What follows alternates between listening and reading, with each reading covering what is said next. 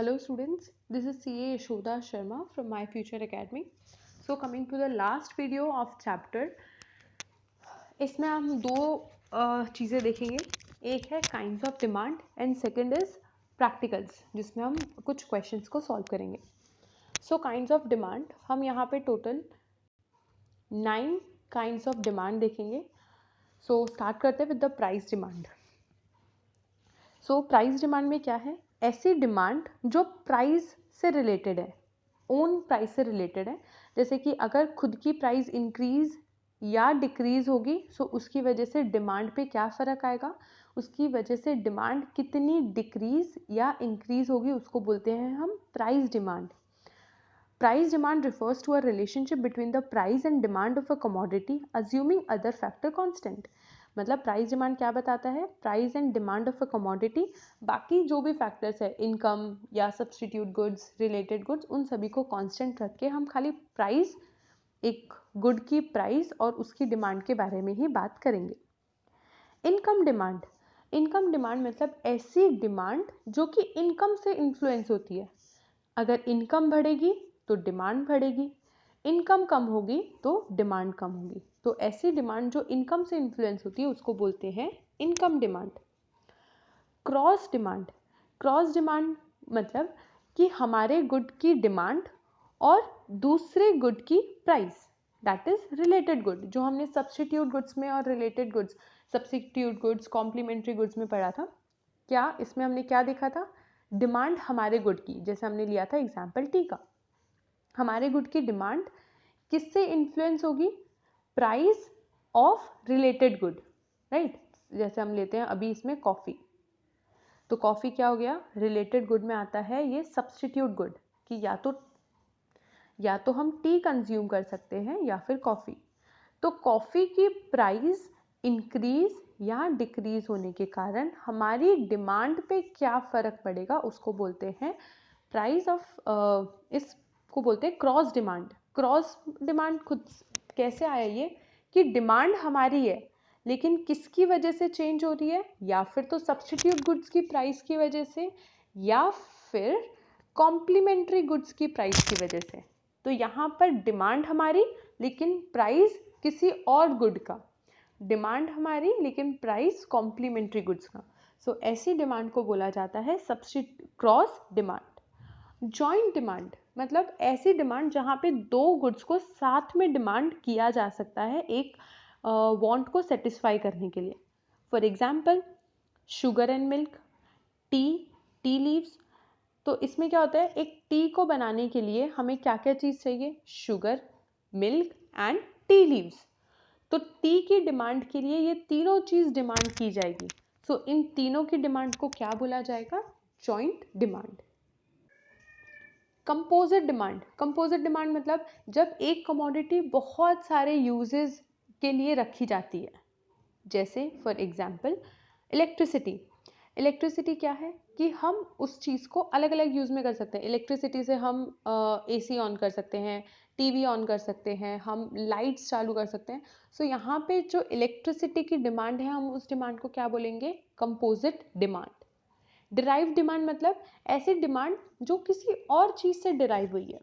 जैसे यहाँ पे एग्जाम्पल दे रखा है लेबर. कौन से लेबर? क्लोथ के लेबर, जो ऐसे लेबर जो क्लोथ को प्रोड्यूस करते हैं.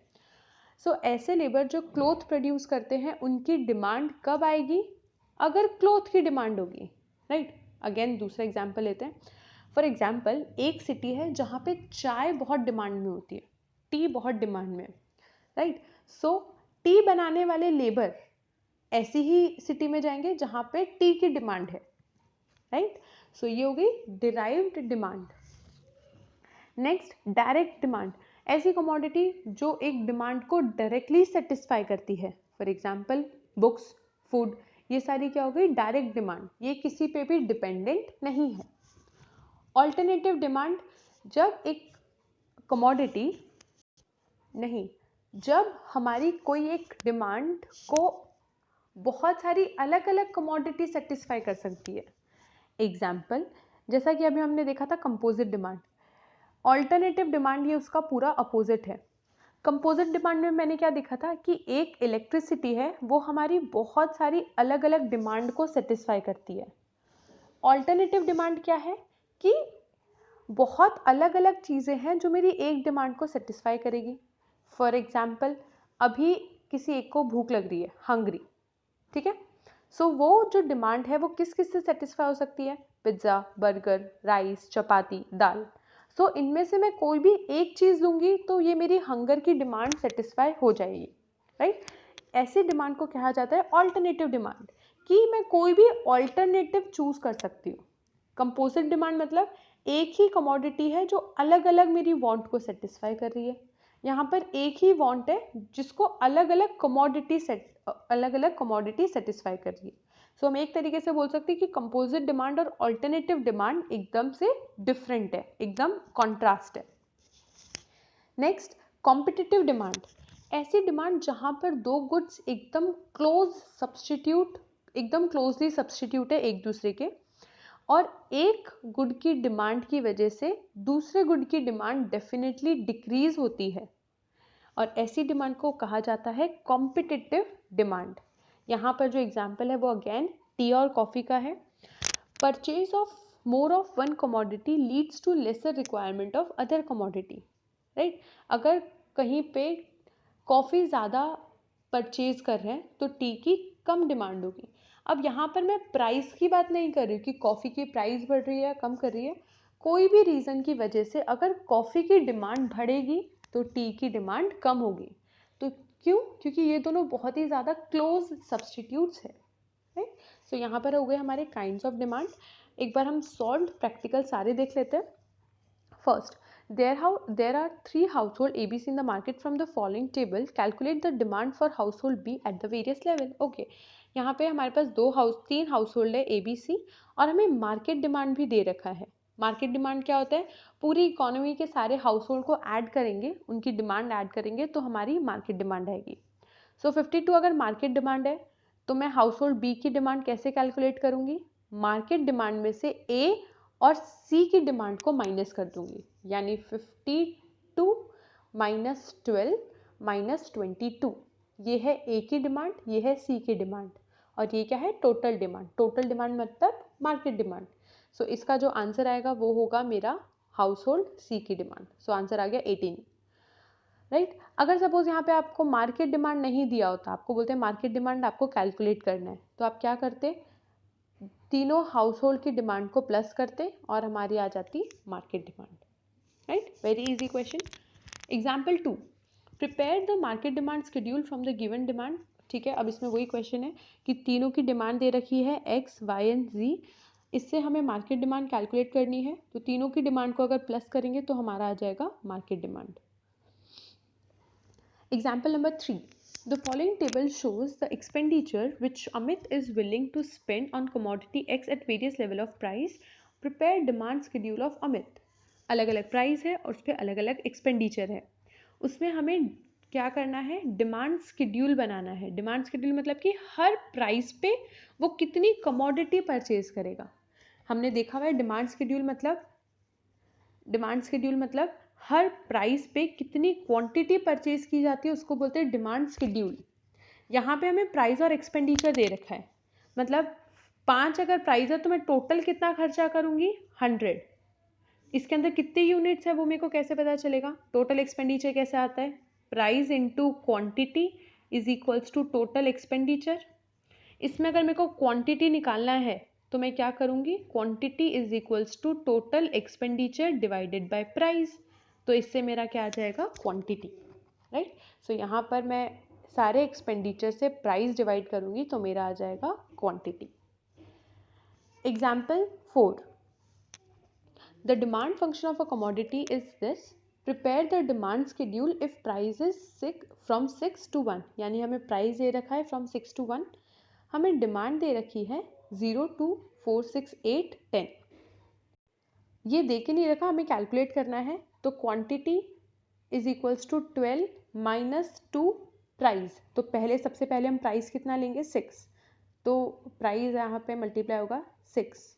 तो हमारी फर्स्ट क्वांटिटी, जब प्राइस 6 होगा तब मेरी क्वांटिटी कितनी आएगी? 12 माइनस 12। तो मेरी क्वांटिटी आ गई 0, सो ये रही 0। अब हमें सेकंड देखना है कि जब मेरा प्राइस 5 रहेगा तब मेरी क्वांटिटी कितनी आएगी। So again Q is equals to 12 minus 2 multiplied by 5, क्योंकि प्राइस कितना है 5, हमें प्राइस की जगह पे प्राइस पुट करना है 5। Again Q is equals to 12 minus 5 2 ज़ा 10, Q is equals to 2, 12 minus 10 2, तो यहाँ पर हमारी डिमांड आ गई 2। और इसी तरीके से हम सारी डिमांड कर लेंगे। सो यहाँ पर क्या है, हमें डिमांड फंक्शन दे रखा है, इसको हर प्राइस पे हम कैलकुलेट करेंगे जिससे हमारी सारी प्राइस की डिमांड आ जाएगी। Example 5, there are only 3 consumers XYZ in the market and their demand functions are given as, ठीक है, तीनों का डिमांड, 3 कंज्यूमर है और तीनों का हमें डिमांड फंक्शन दे के रखा है। हमें कैलकुलेट क्या करना है, from the given individual demand function determine the market demand function, also calculate the market demand at price 10। Price 10 पे हमें मार्केट डिमांड कैलकुलेट करनी है और हमें बताना है कि भाई ये इंडिविजुअल डिमांड हमारे पास है, आपको इस इंडिविजुअल डिमांड से आपको मार्केट डिमांड कैलकुलेट करनी है। तो हम किस तरीके से कर सकते हैं, मार्केट डिमांड क्या होती है, market demand is equals to total of individual demand. सारी इंडिविजुअल डिमांड को अगर हम टोटल कर देंगे तो हमारी मार्केट डिमांड आ जाएगी, राइट। सो यहाँ पर भी हमें यही करना है, market demand is equals to Q of x plus Q of y plus Q of z। So यहाँ पर हमें Q ऑफ x दे रखा है 30 minus 2p, Q of y दे रखा है, क्वांटिटी ऑफ y दिया है 40 minus 3p, Q of z दिया है 50 माइनस 4p। सो इन सभी को अगर हम ऐड करेंगे तो हमारी आ जाएगी मार्केट डिमांड, और इसको सॉल्व करेंगे तो आगे हमारा 30 units, that is market demand is 30 units. यहाँ पर प्राइस हम क्या पुट करेंगे 10, क्योंकि हमें क्वेश्चन में बोला है कि price is 10 per unit. Question number 6 आप ट्राई करेंगे, अगर क्वेश्चन नंबर 6 आता है तो वेल एंड गुड, नहीं आता तो आप मेरे को मैसेज करेंगे, कमेंट करेंगे, तो मैं क्वेश्चन नंबर 6 भी नेक्स्ट वीडियो में कवर कर लूँगी।